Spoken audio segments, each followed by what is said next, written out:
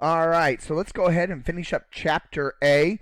After this, you'll be able to complete all of Chapter A and complete the Quiz A. Okay? So, Chapter A.2, Section A.2. Um, this one, generally in a normal class, I would teach this one first because I think this one sets up a lot of information for the way that certain answers are going to fall throughout the rest of the year, and by fall and like how we make certain answers. Because I'm going to teach you two ways to answer these problems, which is super important for us for the rest of the year, but also when you take other classes like college mathematics, college algebra, and pre-calculus on up. Okay, so I'm really kind of setting up a lot of information for you within section A.2 for the rest of the year and the rest of your mathematical career uh, in different classes. So let's talk about A.2, which is all about what we call compound inequalities. Okay, so compound means that we're dealing with two at the same time. Inequalities, you know what inequalities are, but if you have forgotten, let me show you. So this page is kind of a review for us about inequalities.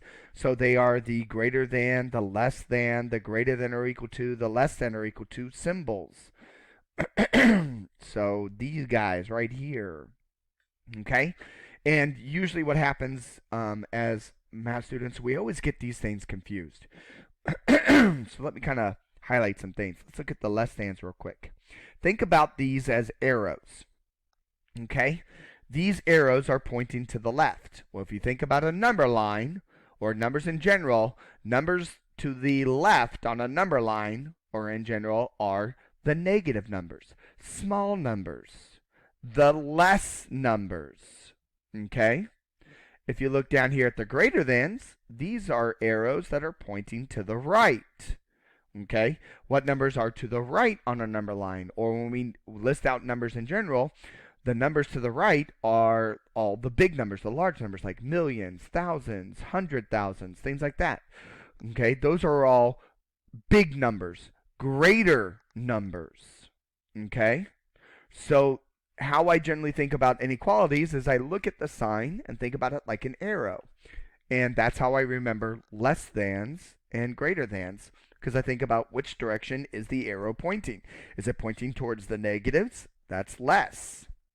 Is it pointing towards the positive numbers? Okay, to the right? That's great. Greater than. Okay? All right, from here, I want to review a little bit of graphing. Okay? So in high school, you would get this inequality, x greater than 3. It's a greater than because it's pointing to the right.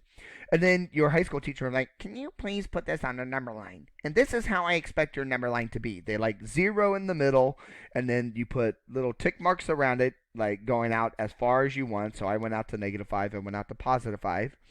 And in high school, remember that when it came to these signs, remember that the greater than and the less than, they got open circles. And the greater than or equal to's, the less than or equal to's, they got closed circles. So if we look at this, this is a greater than. It's not an equal to. So we're going to put an open circle at 3. And then you would do some shading. All the greater than numbers are to the right over here. Okay? I also think about this when I shade. Like, I think about this as an arrow. Okay? So I follow the arrow. Now, please note that in order to follow the arrow, as I am saying, the variable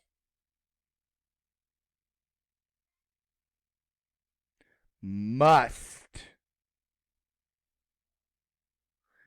be on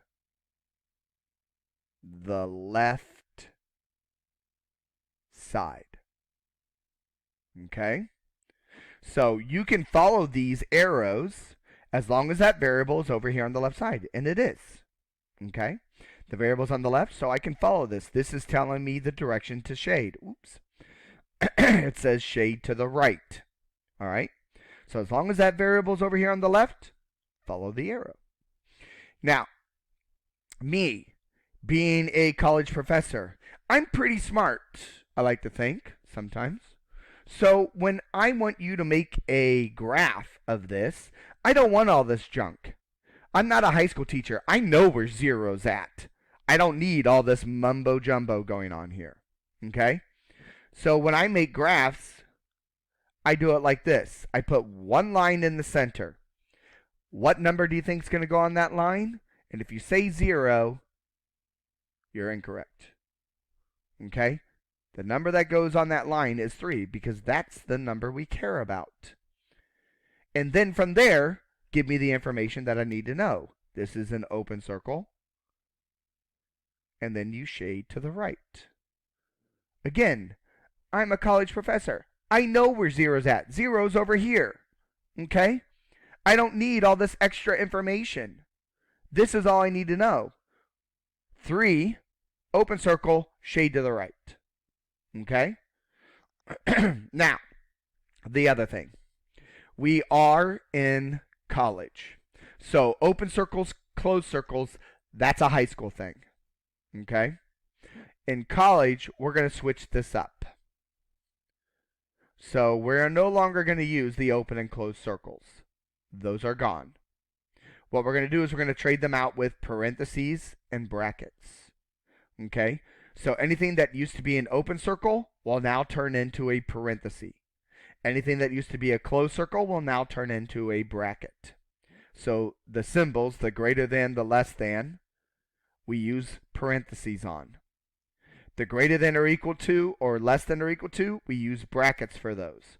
So equal to's are brackets, no equal to's, parentheses.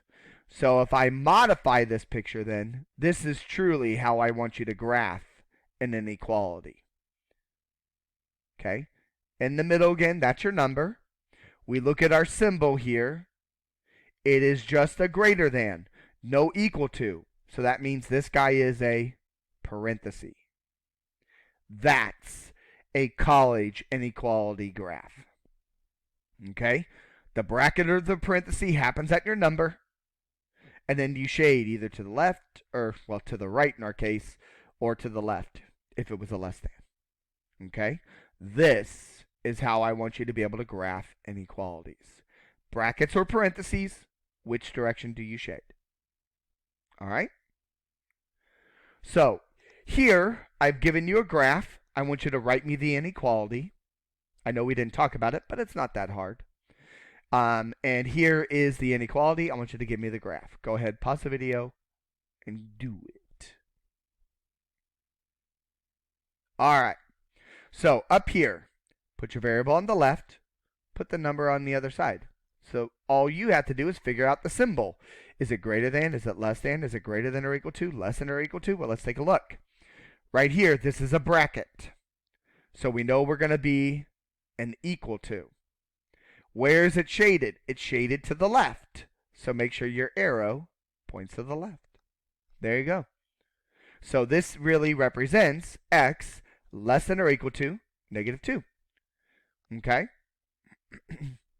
So put your variable on the left. Put your number on the right. So x, your number, and then in the middle you put your sign. Less than or equal to, greater than or equal to. And again, you look at the shading and whether it's a bracket or a parenthesis to know what you're going to use. Okay?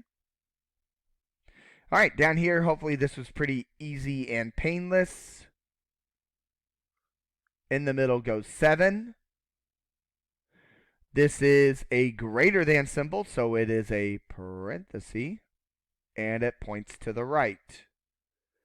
And again, I can follow that because my variable is on the left. Okay? I got one last problem right here. Let's see how well you do on this. Give that one a try. Write me the inequality. Okay, so most of you probably didn't pause your video. You're probably looking at this going, what the hell did you just give me, Mr. Armstrong? So let me talk to you about this. This is what I call shading in the middle. Okay? When you have graphs that shade in the middle like this, what you're going to do, and this is the format for it, you're going to start with your small number.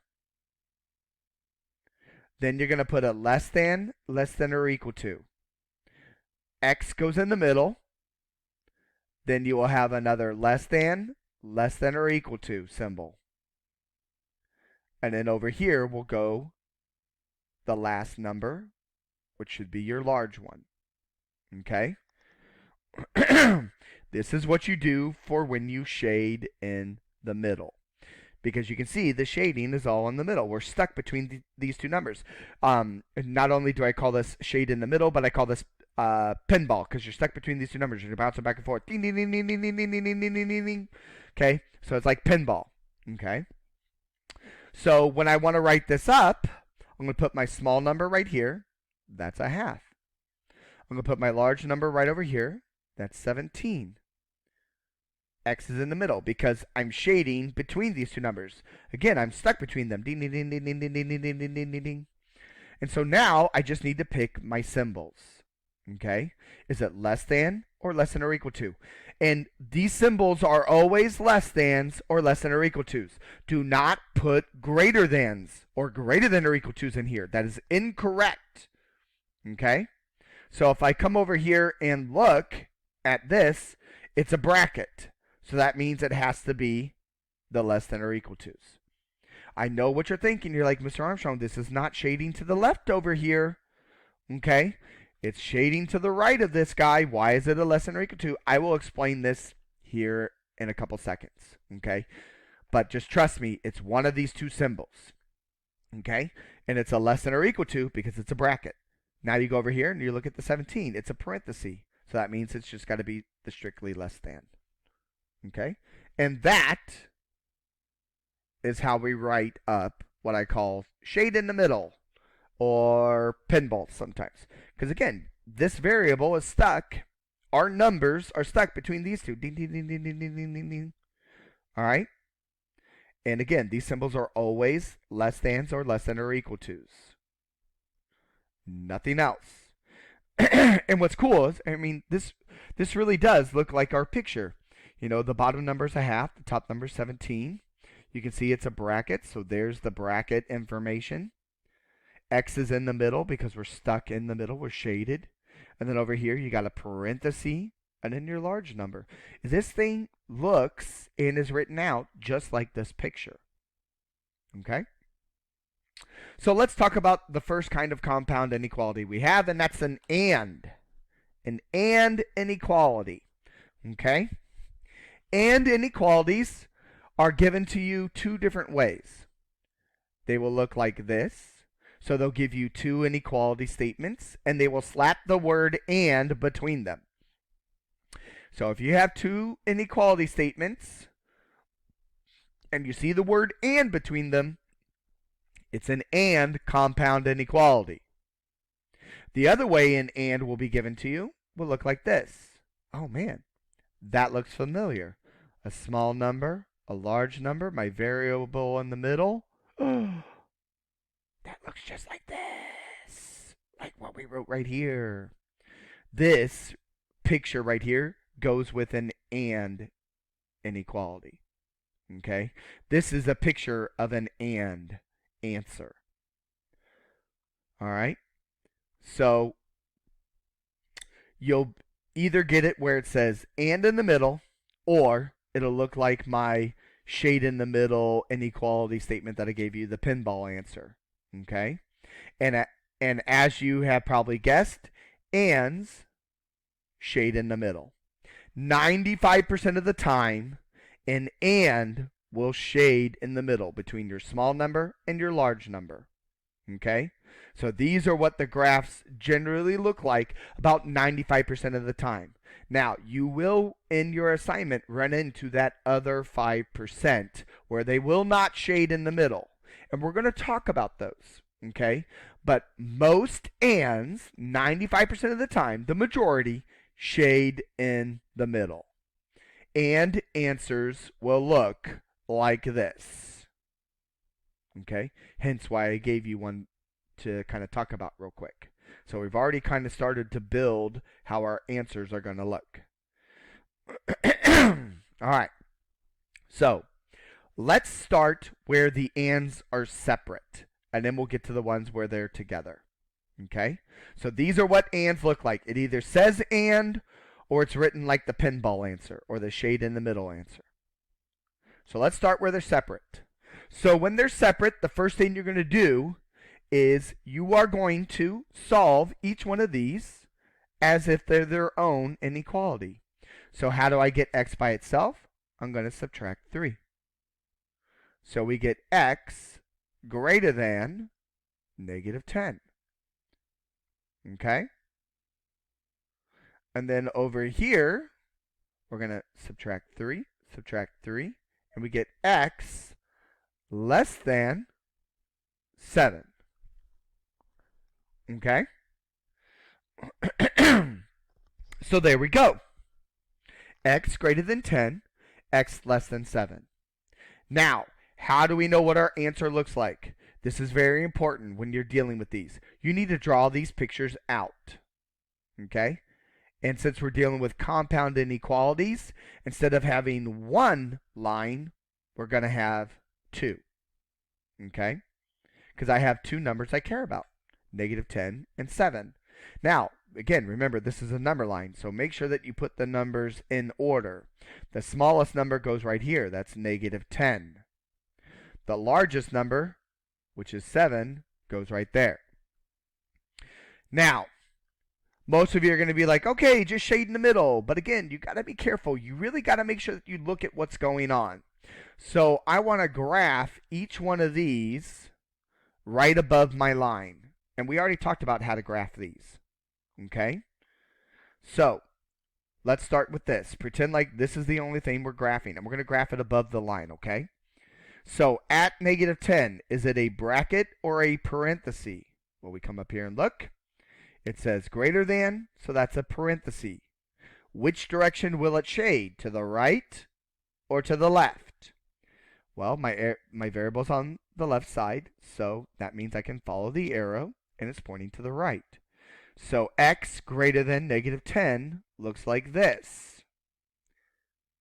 Shades to the right with a parenthesis.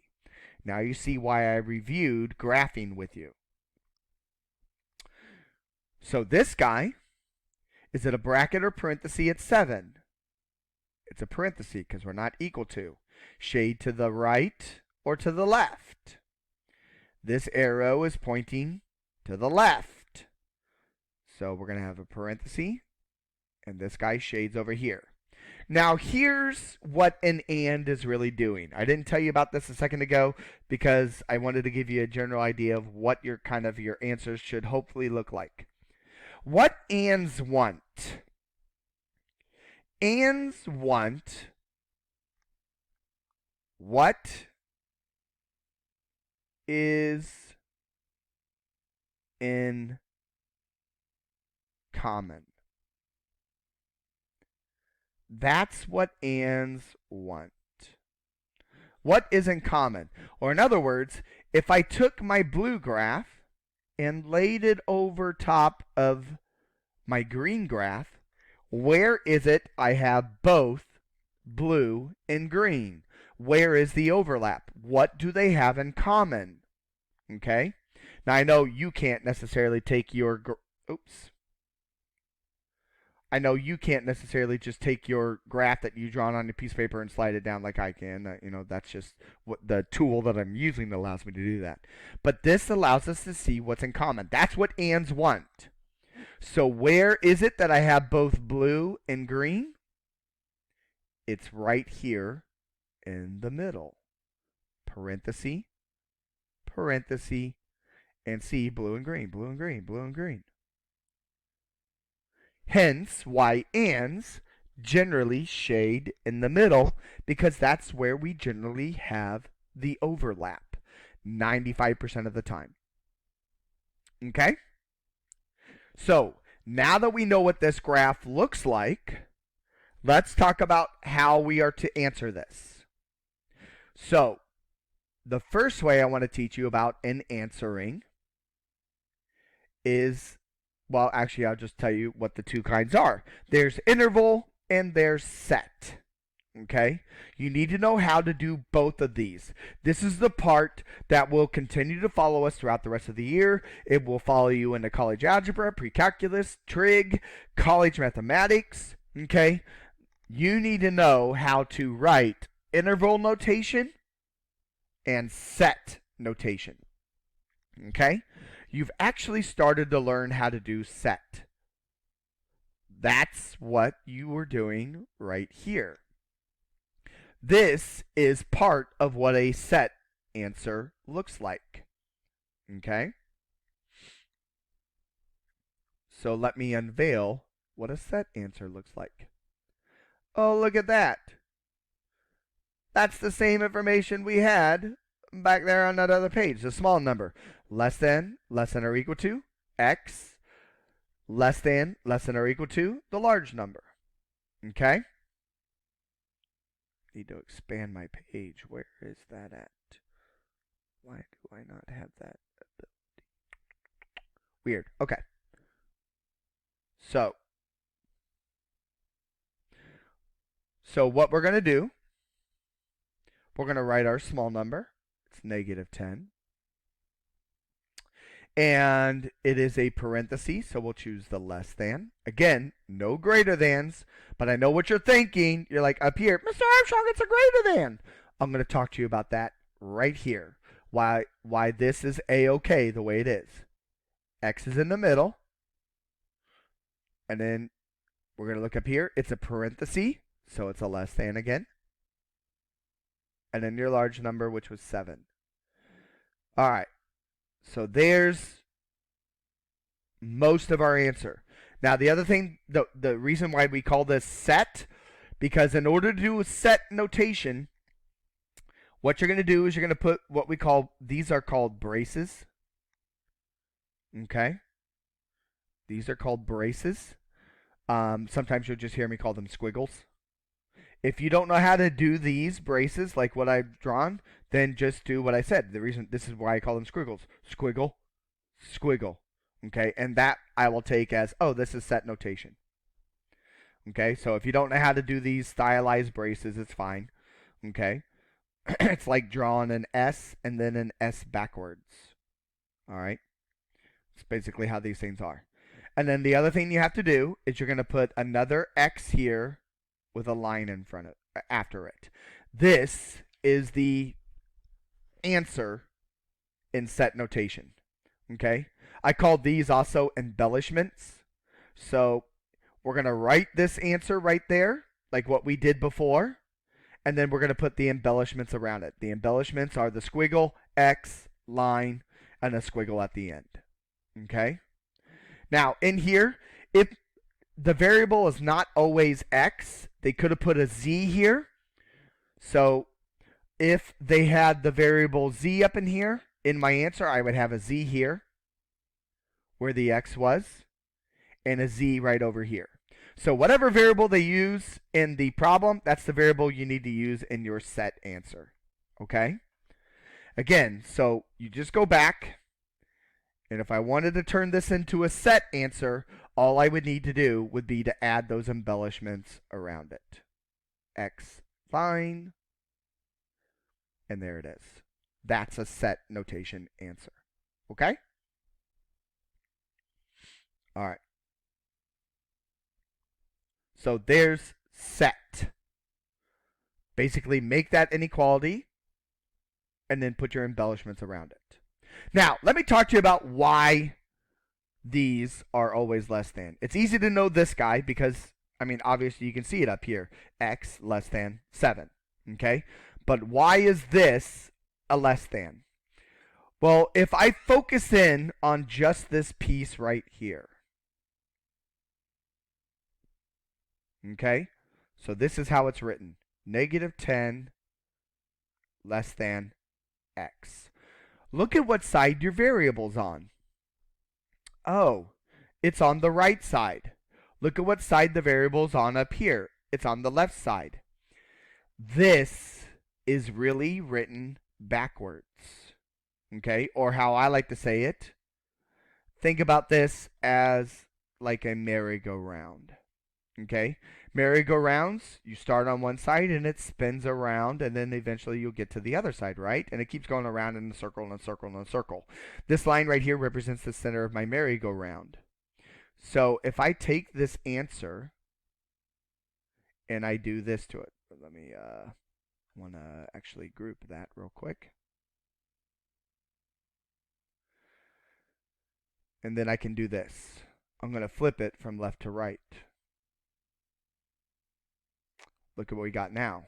X greater than, and then of course this should be negative 10. Okay? Oh, it matches. Like I said, this answer is just written backwards. Okay? So this part right here, this negative 10 less than x, really does represent this component. Okay? It's just written backwards in the answer. And then obviously you can see the x less than 7 in the answer. There's x less than 7. See, both answers are there. Okay? So that's why these are less thans, because it is written backwards right there. So that's why it's A-okay to have these. You're not doing anything wrong. See, told you I would explain it. It's just backwards. Merry-go-round it, and you'll look just like the original answer we had up above. Okay? All right, interval notation. Interval notation looks like this. And I don't have it written there. Interesting. I thought I would. So interval notation, you're going to have a parenthesis or a bracket, and then it will be the small number. Then you'll put a comma. Then you're going to have the large number. And then you will end with a parenthesis or a bracket. It's going to look like it's a point, okay? It's going to look like a point, but because we are talking about inequalities, I know that this is what we call interval notation, where this means it represents a span of numbers, okay? Just like this represents a span of numbers. So if we come up here and look, okay, our picture helps us out with this. Start on the left and work your way towards the right. Okay, so you got the small number, which is negative 10. You've got the large number, which is 7. Now just look at your picture. It's a parenthesis at negative 10, so put a parenthesis. It's a parenthesis at 7, so put a parenthesis. There it is. That's interval notation. You need to know how to do both of these. Now, looking at your assignment really does want everything in interval notation. Okay? So it needs to look a lot like these. But I taught you this because we will have set answers. Okay? So you need to know how to do both of these. This is super important. This is why I teach this section first, because I want to make sure that you guys generally understand interval and set information first. But it's okay that you're going to watch this second. There's nothing wrong with that. Okay? All right. So let's do another one. So go ahead, pause the video, give this one a shot, see what happens. Okay. So hopefully you got through those interval and set answers too, because that's what we're looking for in this. Okay? The graph is just to help us know what's going on. So if we solve these separately, divide by 3, divide by 3, x is less than or equal to 5. So we're going to graph this here in a second. Add 3, add 3. 4x is greater than or equal to 12. Divide by 4, divide by 4. X is greater than or equal to 3. Okay? So now if we come down here and I make a graph, so I've got my low number, my high number. My low number is 3. My high number is 5. And again, I'm going to graph these above the line. All right? So at 5, it says it's less than or equal to, so it's a a bracket, and the variable's on the left, so I can follow the arrow. So it says it's a bracket, and we're going to shade to the left. Okay? At 3, it's a greater than or equal to, so that's going to be a bracket, and the variable's on the left, so we can follow the arrow, so we're going to shade to the right. So this is what the 3 looks like. So again, ands are all about what's in common. So where is there overlap? Right in the middle. In the middle is where you have both green and blue. Okay? So the answer looks like this. It's a bracket, or I shouldn't say answer, the graph looks like this. It's a bracket on both sides, shaded in the middle. Okay. So if we write up our answers, let's do set notation first. So we're going to have 3, 5. They use the variable x. So at 3, it's a bracket. So that's going to be the less than or equal to. At 5, it's a bracket. So that's going to be the less than or equal to. So there's our answer. All we got to do is put the embellishments around it. So squiggles, squiggles, and our variable was x, so x line. There is the set answer. Interval notation looks like this. We got 3, 5, and at 3 it's a bracket. At 5 it's a bracket. There is the interval. Okay? Hopefully that wasn't too bad. Hopefully those are the 2 answers you ended up with. Again, in your assignment, they're going to be looking for the interval. All right. Pause the video. Give this one a shot. Okay? I'm going to make you practice this because you got to get good at it. All right. So when we solve, we're going to subtract 4. Subtract 4. So we got x less than -3. Over here, we will subtract 2, x less than 1. So let's go take a look at what this graph looks like. Hopefully, when you did this, you found that, like, uh-oh, something is different. Okay? And this is different. Hopefully you found out that this one does not shade in the middle. This is one of those 5% problems that I was talking about. So let's graph this. So at -3, it's a less than, so that means it's going to be a parenthesis. Variable's on the left, so we can follow the arrow. So we're going to shade to the left. So at -3, it looks like this. There's the shading. At 1, it's a less than, so it'll be a parenthesis. And variables on the left, so we follow the arrow. So it too shades to the left. So where is the overlap? Where do I have both blue and green? Well, if you look at that, it starts right here at -3 and it works its way down. So this graph has an answer that looks like this. Parenthesis, shade down. Okay? Notice it's not in the middle. All right? So does that change a lot? No. We've already talked about how to write these up. So this one is not one of those ping pong answers. This is not a pinball answer. So you're going back, and this is why I had you write equations for graphs that look like this. Remember, we put our variable and our number, and then you just had to fill in the sign. Okay? So if we go back to that problem, we're going to write our variable, which is x. We're going to put our number, which is -3. And because this is shading to the left, and it's a parenthesis, it is going to be the strictly less than sign. So there is the answer to this as an inequality. And to make this a set, just put the embellishments around it. Okay? So just like before, when we wrote this answer out, all we do is put the embellishments around it. That's the same thing that happens right here. Just put your squiggle, X, and a line. And there is the set answer. Okay? Again, you already knew how to write that inequality. We just had to write it and then put the embellishments around it. You already knew how to do that. Okay? Just this one doesn't shade in the middle. Now let's talk about interval notation. Now this is different. Okay? Because technically we don't really have a number down here.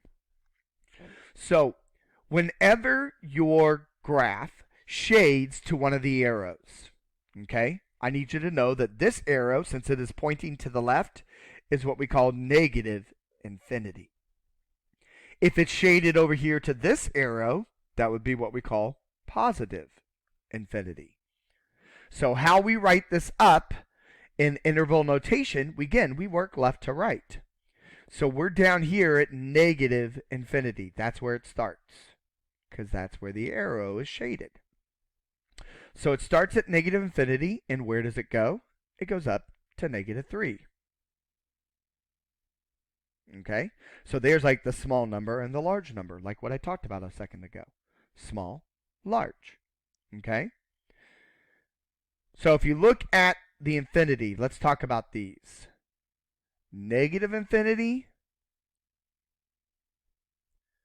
positive infinity,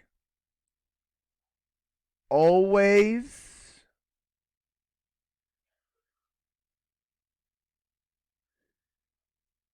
have parentheses. So we never put a bracket for an infinity. It is always a parenthesis, because a bracket would mean that it stops. Okay? We can't stop at negative infinity, because negative infinity just keeps going and going and going and going and going. That's why it is a parenthesis. Okay? No brackets for infinities, because that means you're going to stop. And you can't stop at infinity. Okay? And then over here, look at your negative 3. It's a parenthesis. There you go. This is as hard as what an and gets. This is as hard as what an and gets. This is that 5%er. Those 5% cases end up dealing with infinities because the overlap goes towards infinity, one of them or the other. Okay? All right. Go ahead, give this one a shot. Pause the video and do it, do it, do it.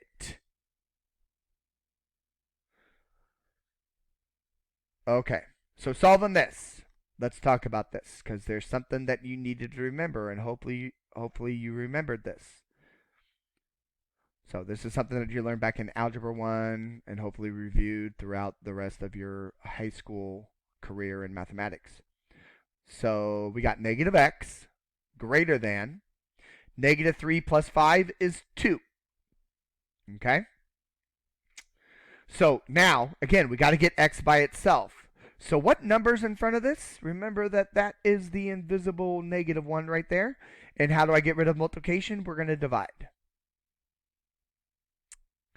So x, 2 divided by negative 1 is negative 2. And I believe this is the piece that I have covered up under here. Let me make sure. Yes. Notice we divided by a negative number.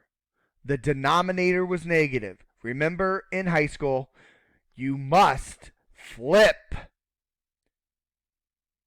the inequality sign when you multiply or divide by a negative number. So instead of being greater than anymore, this now becomes a less than. So when you divide, when this denominator is negative, flip the sign. Always. Okay? Again, you learned that in high school. This is the biggest trap my algebra students fall into, is they forget to flip the sign. When the denominator is negative, we don't care what the numerator is doing, but when that denominator is negative, flip the sign. Okay? So be careful of that. So hopefully you caught on to that when you did this problem. I guarantee you, you will see that on a quiz. You will see that on a test. All right. So here, all we had to do is add 3, add 3. So x is less than -1. Okay? We can add and subtract all day, and the sign does not get affected. But when you're dividing by a negative, flip the sign. Okay? Going back, not this one, but this one. See, notice down here, this guy was actually positive. So we didn't flip the sign. If that was a -12 up there, we would still not flip the sign. Okay? Only when this part becomes negative do we flip that sign. Okay? So keep that in mind, because I guarantee you, you're going to see it in the assignment. You're going to see it on a quiz. You're going to see it on a test. So if we make the picture to this, so you got -2, -1, graphing, because I always graph above my line so I can see what's going on. So if I do the -1, it's going to be a parenthesis because it's strictly less than, it's not equal to. Variables on the left side, so it should shade to the left. Okay, so parenthesis, shade to the left. All right. The -2, it's going to be a parenthesis because it's not equal to. Variables on the left, shade to the left. Okay. So this guy shades to the left as well too. So what is in common between these two? Hopefully you see that it starts at -2 and it shades to the left. Okay? So this is a lot like what we just experienced right over here. So if we draw the set for this, squiggle, we used x, line, squiggle, and then we just put the inequality in here. So that's an x, that's a -2. It's a parenthesis and it shades to the left, so that's a less than. Okay, if you haven't noticed, look, this answer was right there. If you looked over here, this answer was right there. Oh, weird. Okay, so there's the set notation. If you did interval notation, well, not if, you should do both because I need you practicing. So it starts at the negative arrow, so negative infinity, and it's a parenthesis.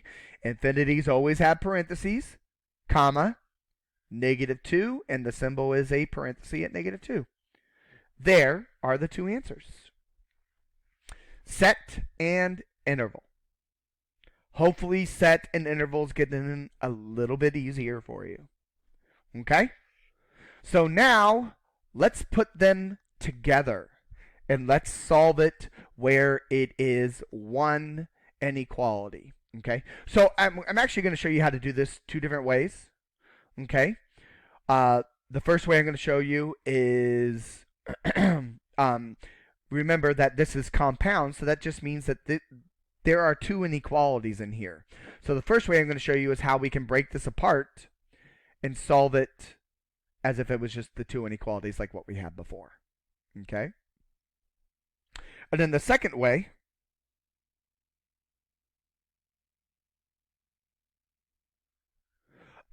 is for solving it as 1. So we'll keep it in this form and we're going to solve it as 1. Okay? So let me show you the first way. So the first way, like I said, and we know this is 2 inequalities in 1. Let me show you the first inequality. There it is. This would be the first one I would solve.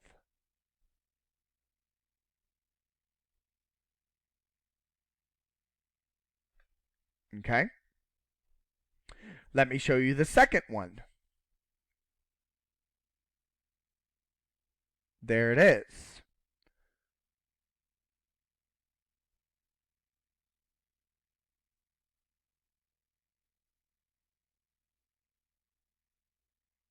So all I did in here was basically just cover up one of the inequality symbols and the number that's by it. Okay?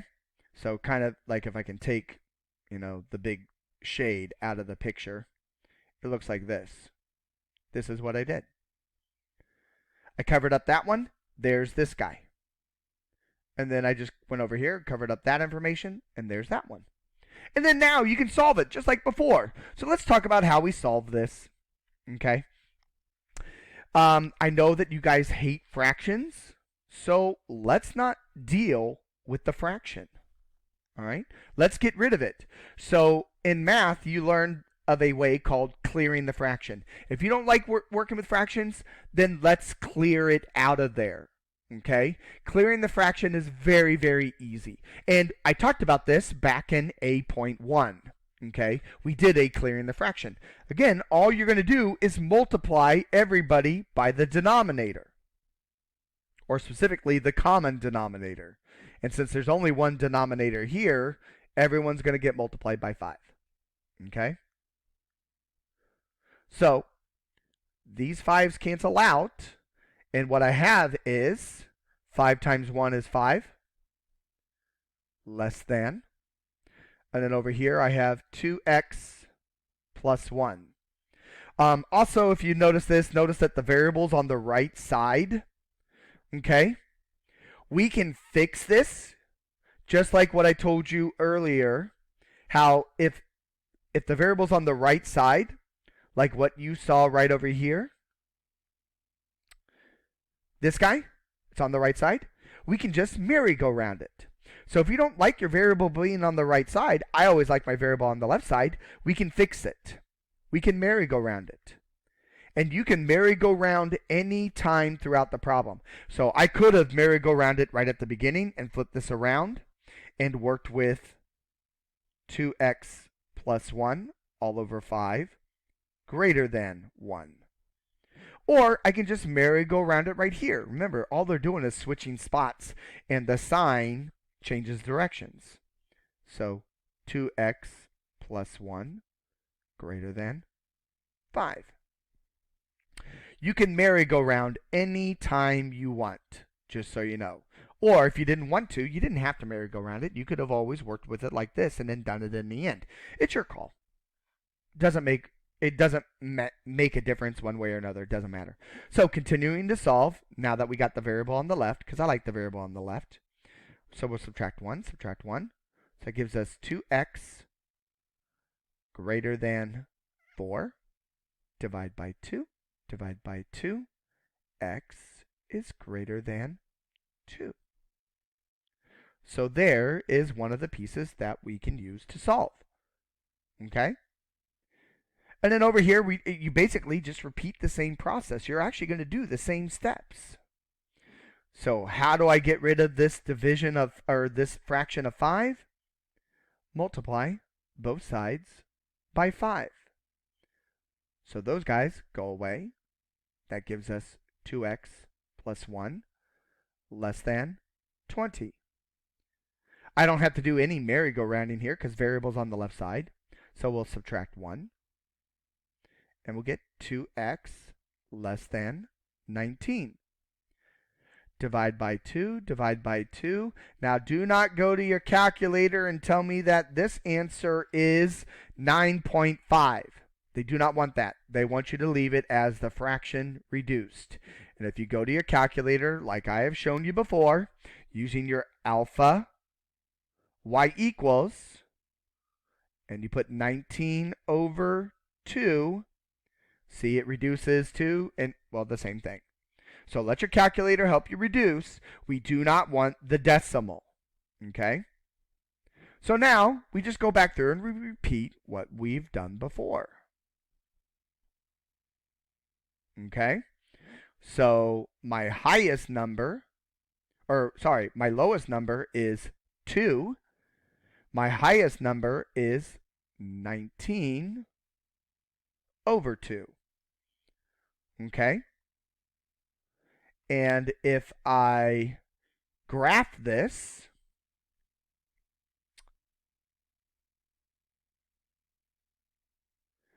I get a parenthesis at 2, shade to the right. I get a parenthesis at, sorry, that should have been green. Let's fix that. I get a parenthesis at 2, shade to the right. I get a parenthesis at 19/2, shade to the left. Where is the overlap? It's right in the middle. And we know how to answer this question. Okay, so if we do our embellishments, and then this is just the pinball answer. 2, 19/2, x is in the middle, and since this is a parenthesis, it's going to be less than. Since this is a parenthesis, it's going to be less than. If I did the interval, it would be 2, 19/2, and both of these would be parentheses. So you can treat this problem just like what we did before. Just separate them out and work it. Okay? But there's another way, an even easier way. And this way makes things so much faster. So I'm going to grab this guy and move it on down. I like working with this as one answer, okay, as one problem. What's cool, if you notice, when we solved both of these, we solved them the same way. The first thing we did was multiply by 5. Then we subtracted 1. And then we had to divide by 2. That's the same way that we're going to deal with this. If you don't like fractions, well, let's get rid of them. And we're going to multiply by 5. But when we multiply the inside by 5, we have to do the same thing to the outsides. So we're going to multiply by 5 here, and we're going to multiply by 5 over here. We're solving both inequalities at the same time. So whatever moves I make on the inside, I have to do to the outsides. So those go away, and that leaves us with 2x plus 1 less than 4 times 5 is 20, less than 5 times 1 is 5. And then keep solving for x, subtract 1. And if I subtract 1 inside, I got to subtract 1 on the outside. So that gives me 4 less than 2x less than 19. And then divide by 2. And again, if I divide by 2 in the middle, I divide by 2 on the outsides. And that gives me 2 less than x less than, oh, this guy stays the way it is. Look at this answer. Oh! That already is pretty much the set notation answer. All you have to do is put the embellishments around it. You don't even have to make a graph for this. Because I will tell you a word of advice. This is why you don't have to make a graph. Whenever it is written together, oops, I forgot I moved it down here. Let's do this. Because I want one up at the top. Clone, and we'll move that back up to the top.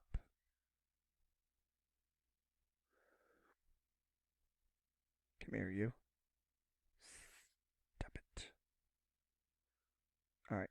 So whenever they're written together like this, and is written like this 100% shades in the middle. Okay, guaranteed. 100% always.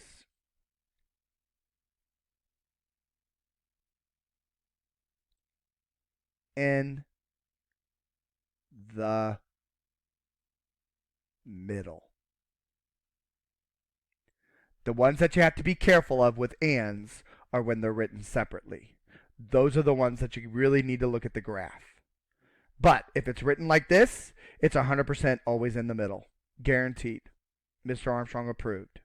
So That's why I like working with it as 1, because this is pretty much my set answer. All I need to do is put the embellishments around it.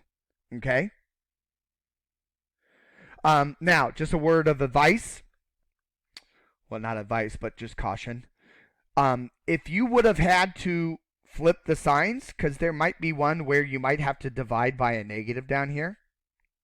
And so in the end, if we ended up with an answer like this, because when you divide by a negative, you got to flip the signs. We never write a middle answer with all greater thans. Okay? So if you ever end up with an answer where you have to flip the signs and they have all greater thans in them, or greater than or equal to's, you need to merry-go-round it to make them back into less thans. So the negative 19 halves comes here. The negative 2 goes over there. X is still in the middle. But these signs flip to less thans. And now it's written correctly. So if you ever have greater thans in there, greater than or equal to's, you got to merry-go-round that final answer, just to kind of give you a heads up on it. Okay? All right, so let's get the interval answer for this guy. So we know that it's at 2, comma, 19 halves. And then now, just look at the symbols. Because it's not equal to, 2 should be a parenthesis. Because it's not equal to, the 19 will be a parenthesis. And there you go. There's the other answer. Okay? I really like working with them all as one. I don't separate them out. That's just a lot of work. Okay? Look at how much work we did up here versus what we did right down here. Shorter. Faster. Okay? But you do you, boo. That's why I show you both of these methods. All right, try this one on your own. And then I believe we're going to jump into ORs. Yep. And see, ands, that's the hard part right there. That's the pain in the butt part. Now that you understand ands, we're going to jump into ORs. ORs will be really quick. And go. Okay. So we're going to add 6, add 6. And I'm not going to separate these out. I think, it's so much better for you to work these together as a whole. Okay? So 8 plus 6 gives us 14, less than or equal to x, less than or equal to 13 plus 6 is 19. And again, as I said, this automatically shades in the middle, so I don't have to worry about my graph. And right here is pretty much my answer for set. I just got to add the embellishments. So squiggle, squiggle, x, and the line. So there's the set. And if we do interval, well, we got 14, comma, 19. So it's an equal to, so that's a bracket at 14. It's an equal to, so that's a bracket at 19. And there you go. There are the two answers. Look how easy that was. If I separated this out, that's a lot more work on me. Okay? All right. Let's talk ORs. We're almost done, I promise you. Okay? ORs, there's only one way they will come at you. And they will say the word or between them. If it does not say or, then it's an and. Okay? The only way you get an or compound inequality is if it says or. ORs shade to the outside. 95% of the time, this is what an or looks like. 95% of the time, ORs shade to the outside. But then again, there are those 5%ers where an or will do something different. Okay? So let's go look at or. And in fact, we're going to solve this guy that's right there. I think I only have 2 examples of an or. Yeah. So after we do this one, I'll give you one to try on your own because ORs work the same way. If you understand ands, ORs are not that bad. Okay? So solving. So we're going to subtract 2. Subtract 2. X is greater than 9 minus 2, 7. Okay? Over here, we will add 3. Add 3. X less than or equal to negative 7 plus 3 is negative 4.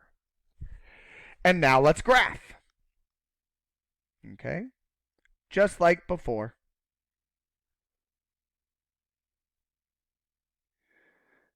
I don't know why I did that in black. I need to do it in purple because I want to be consistent. So we got a low number and a high number. So our low number is -4. Our high number is 7. And we graph this just like before. I graph it above. Okay? So at 7, it will be a parenthesis, variables on the left, so we can follow the arrow to the right. So parenthesis, shade to the right. Down here at -4, so it will be a bracket because it's equal to, and we're going to follow the arrow because the variable's on the left, and shade to the left. So let me tell you what ORs really want. Why do ORs shade to the outside? Okay? Because ORs,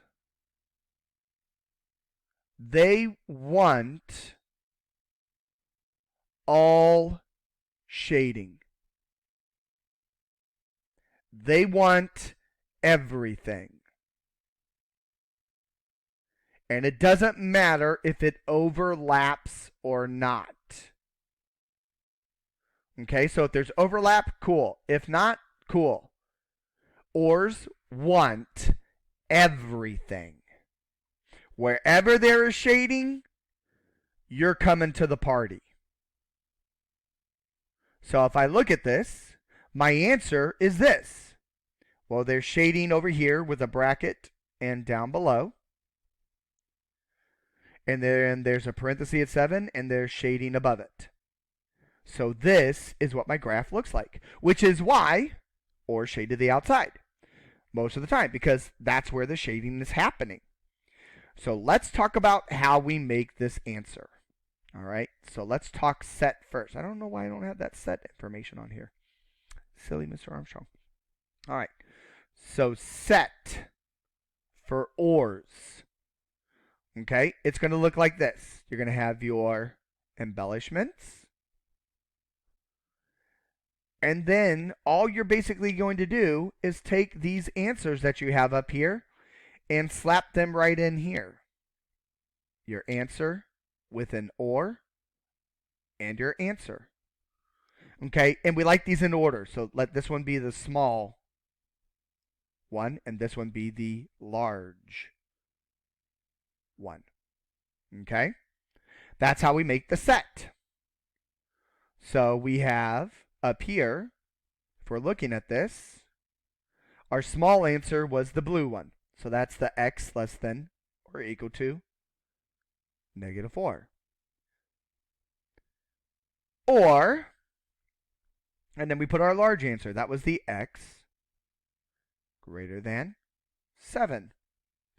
And that's it. There's your set notation for an OR. Super easy.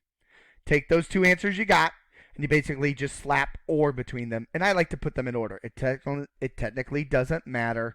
I could have probably put the x greater than 7 and the x less than or equal to 4, -4 right here. But I like, as a mathematician, I like to put things in order from least to greatest. That's just me. But that's it. That's an OR set answer. Now, interval. Interval will look like this.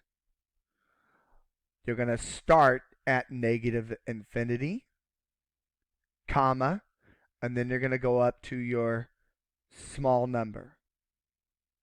And it will be a bracket or a parenthesis. And then, because ORs want everything, we need both of these. You're going to use this little symbol. It looks like a giant U. It's called union. Okay?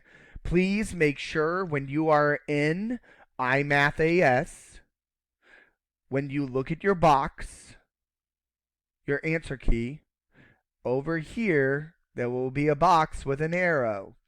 You need to click on this box because it will allow you to grab this symbol. Do not use a capital U. It will count it wrong. It does not like the capital U because this is not a capital U. This is a union symbol. It is different. Okay?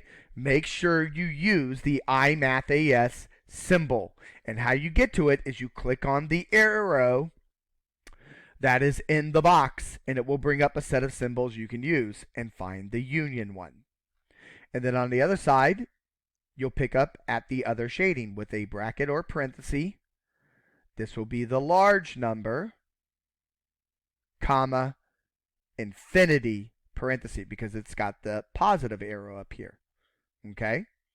So it's like we drew the interval for this guy, and we drew the interval for this guy, and we combined them together with a U. Okay? So if I drew this picture then up here as interval, that would be negative infinity, because that's what this guy is. Remember that? And it goes up to -4, and it's a bracket. Union. It starts with a parenthesis at 7,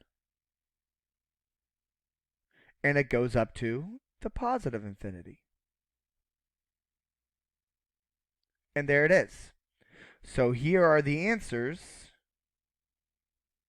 and how 95% of the time this is what ORs will look like. Okay? ORs generally shade to the outside. All right, last problem. Give it a shot. And if you need to work on more ORs, come out to my Zoom sessions, email me, text me, call me. We can set stuff up. I can help you with ORs, but ORs really are the easier out of the two. Okay? So go ahead, pause the video, give this one a shot, and then we'll talk about it, and that will conclude A.2, which concludes Chapter A, so you can now do the quiz A after this. Okay, so all we have to do here, change up my color because I like to be consistent, add 9. So that gives me x less than 8. Over here, we will add 5. So that gives me negative x less than 5. And again, remember that's a -1 that's right there, so we're going to divide by -1. And we'll get x greater than -5. Why did my sign flip? Hopefully you kept an eye out for this, because that denominator was negative. So let's take a look at the graph.